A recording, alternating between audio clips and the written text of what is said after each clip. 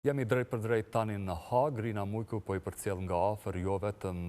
në bazë të raportimit, por përqendron fizikisht edhe në galerinë e gjykatës speciale, aty ku është pjesa për publikun, gjatë gjithë domave të specializuara dhe orëve të gjata të procedimit që janë bërë nga hëna deri të premten dhe pritet që të bëhen të hënën pra nesër,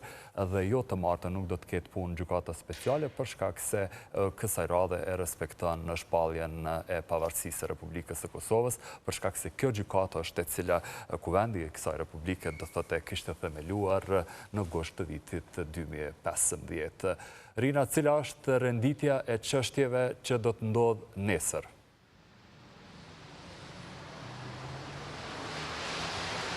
Po besnik i kanë mbetur edhe 1 orë gjysmë kryembrojtjes së Jakub Krasniqit dhe nga Desfari Alajendrës për ta përfunduar pra fjalën përfundimtare të mbrojtjes, me rast 90.000 fjalë të cilat i kanë hedhur fillimisht në dosjen përfundimtare, të cilën e kanë dorëzuar më 19 janar, qysh ekipet të mbrojtëse, po ashtu edhe zyra e prokurorit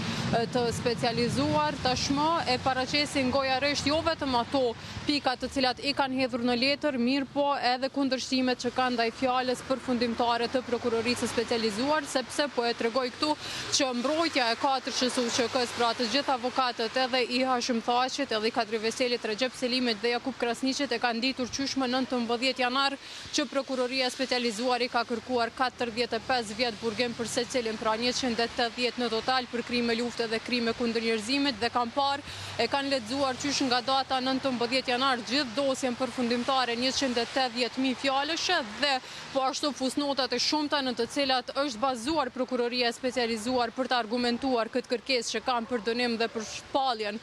fajtor të 4 SUÇK-s, që janë mira fusnota të tilla të cilat i ka prekur her pas here mbrojtja jo vetëm e Krasniqit, por edhe 4 avokatët kryesor dhe po ashtu bashkëmbrojtësit e tyre paraprakisht që nga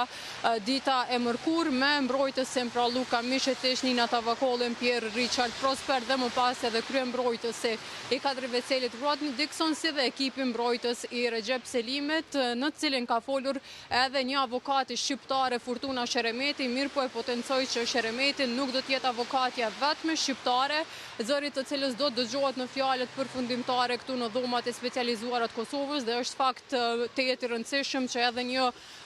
avokat, një jurist shqiptar flet në një proces kaq të rëndësishëm dhe kaq të madh gjyqësore, më të madhe në dhomat e specializuara, sepse gjatë ditës së nesërme do ta marrë fjalën edhe avokati tjetër bashkëmbrojtësi i nga Desfari Alajendrës, Mentor Beqiri, i cili sikurse ka treguar Alajendra në fillim të fjalës së saj hyrëse, ai do të flasë për zakonet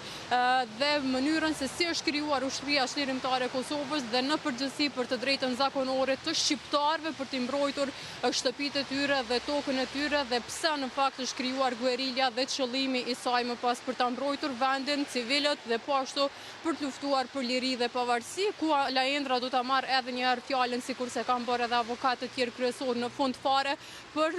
përmbylljen e gjithë fjalës përfundimtare dhe për të treguar edhe një herë ashtu sikurse ka thënë në krye të herës se Jakub Krasniqi është i pafajshëm për të gjitha pikat e aktit akuzues dhe se prokuroria specializuar nuk ka arritur që ta vërtetoj përtej dyshimit të bazuar dhe përtej dyshimit të arsyeshëm se Jakub Krasniqi, sikurse edhe treshja e UÇK-s, mund të jetë fajtor për ndonjërin prej pikave të akt akuzës. E kemi përmendur pra gjatë ditëve të fundit që pjesa kryesore në cilën mbështetet mbrojtja e Krasniqit është pozita e Jakub Krasniqit si zëvendës komandant i ushtrisë çlirimtare të Kosovës dhe po ashtu komunikatat dhe deklaratat e tjera të cilat mund të jenë lëshuar në emrin e tij, dhe Jakub Krasniqi ka pranuar vetëm një deklaratë politike të cilën e ka lëshuar dhe nënshkruar vet, ndërkaq që prokuroria sipas mbrojtjes nuk ka arritur që të vërtetoj asnjë urdhër apo komunikat tjetër që e ka lëshuar jo vetëm si zëvendës, por edhe në pozitën e zëvendës komandantit të përgjithshëm të shtabit të përgjithshëm në fakt për çështje politike, sepse për çështje ushtarake faktikisht ka qenë Sokol Bashota gjatë 3 muajve sa ka mbajtur këtë pozitë nga nëntori i vitit 1998 deri në muajin shkurt dhe në fillim të marsit të vitit 1999, kur edhe ka shkuar më pas në konferencën e Rambujes. Përveç kësaj, edhe mbrojtja e Jakub Krasniqit ka potencuar se në mira fusnotat në cilat prokuroria e specializuar e bazon kërkesën e saj për dënim dhe shpalljen fajtor nuk ka arritur që të provoj edhe me gjithë dëshmitarët që ka ftuar në sallën e gjykimit apo me videolidhje, 125 kanë qenë gjithsej të pranishëm, se Jakub Krasniqi në fakt ka pasur për qëllim kryerjen e krimeve në mënyrë që të fitohet dhe të ruhet pushteti në Republikën e Kosovës dhe potencoj këto krime të ndaj bashkëpunëtorëve, sepse ky në fakt ka qenë qëllimi i UÇK-s bazuar në pretendimet e prokurorisë së specializuar, mirë po edhe mbrojtja e Krasniqit natyrisht e zbulon këtë fakt që shumica e fusnotave të cilat i ka përdorur dhe në fakt fakteve në cilat bazohet prokuroria janë më tepër thashë them edhe burime të dorës së dytë e të tretë dhe po ashtu provat të cilat i ka marrë nga autoritetet në Beograd dhe asesi nuk bazohen në fakte dhe po ashtu nuk përmenden në dosjen e tyre edhe provat të tjera shfaqësuese të cilat kanë dalë në pa nga kundër pyetjet që kanë bërë avokatët e 4 UÇK-s kundrejt 125 dëshmitarëve që kanë ardhur këtu në sallën e gjykimit.